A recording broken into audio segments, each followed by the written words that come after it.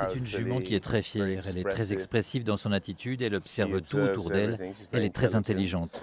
Je suis chanceux parce qu'elle aime s'entraîner, elle aime tous les aspects de l'entraînement. Le plus frustrant pour elle, c'est quand elle voit les autres chevaux partir s'entraîner au premier lot et pas elle comme d'habitude. Comme par exemple le lendemain d'une course l'autre jour à York, ou comme l'an passé, lorsqu'elle avait dû sauter beaucoup d'entraînement pendant une longue période. Ça l'énerve vraiment. Elle a une personnalité vraiment empreinte de confiance en elle. Je touche du bois et j'espère continuer ainsi. Cette année, nous n'avons pas voulu commencer sa saison trop tôt. Commencer à courir en mai pour un objectif en octobre, ça n'allait pas. D'où sa première sortie dans les Eclipse Stakes au début du mois de juillet. On a fait cette campagne Eclipse, King George et Yorkshire Oaks qui était un bon programme et pour tout dire, tout s'est déroulé selon les plans. Le timing entre les King George à la fin du mois de juillet et l'Arc début octobre était trop long pour elle. Si on lui avait laissé beaucoup de repos, elle risquait de trop se livrer ensuite, d'avoir vraiment trop de fraîcheur, de faire un peu l'idiote. Alors c'est pourquoi nous avons opté pour la course de York, pour qu'elle puisse progresser tout en douceur, qu'elle n'ait pas de baisse de régime avant de devoir la reprendre. Si on la laisse tranquille trop longtemps, elle devient moins maniable. C'est magnifique, mais Inable va repartir. La grande championne qui va peut-être aller cueillir un 10e groupe 1 avec Frankie Dettori et réussir ses adieux sur le sol britannique. Inable en grande championne, en légende des courses qui remporte. C'est Yorkshire Oaks, 10e groupe 1 pour la pensionnaire de John Cozen. 2e place pour Magical.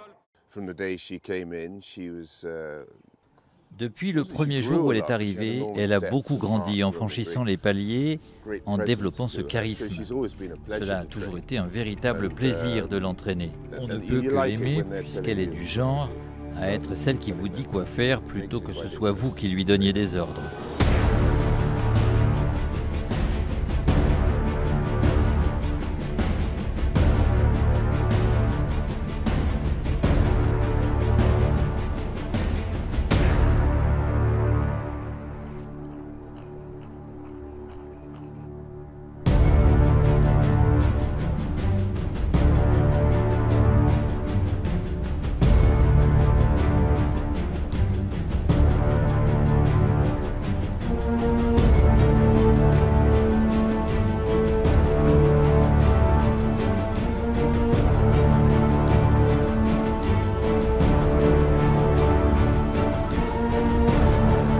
C'est vraiment très intéressant quand on est entraîneur. Quand on fait son job correctement, que l'entraînement se passe bien, vous n'avez pas la pression. Mais c'est vrai que le jour de la course, vous préféreriez parfois rester dans votre voiture sur le parking et n'arriver que pour sceller plutôt que de devoir voir tout le monde.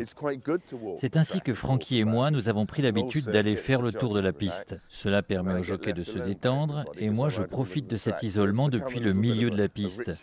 C'est devenu notre rituel et ça nous enlève toute pression. Vous êtes galvanisé par le fait d'avoir une jument d'une telle qualité, d'un tel charisme. Et c'est une vraie joie, mais rien ne dure toujours. C'est pourquoi il faut en profiter au maximum. Le jour où viendra le moment de la décision de la retraite d'Inable, cette décision appartiendra à une seule et unique personne, le prince Khalid Abdullah. Il décidera après l'Arc si elle doit encore courir ou si elle prendra sa retraite. Je peux faire des suggestions, mais ce sera sa décision. Quand ce jour viendra et qu'elle quittera l'écurie, je regarderai en arrière en me disant à quel point j'ai été chanceux. C'est aussi simple que ça.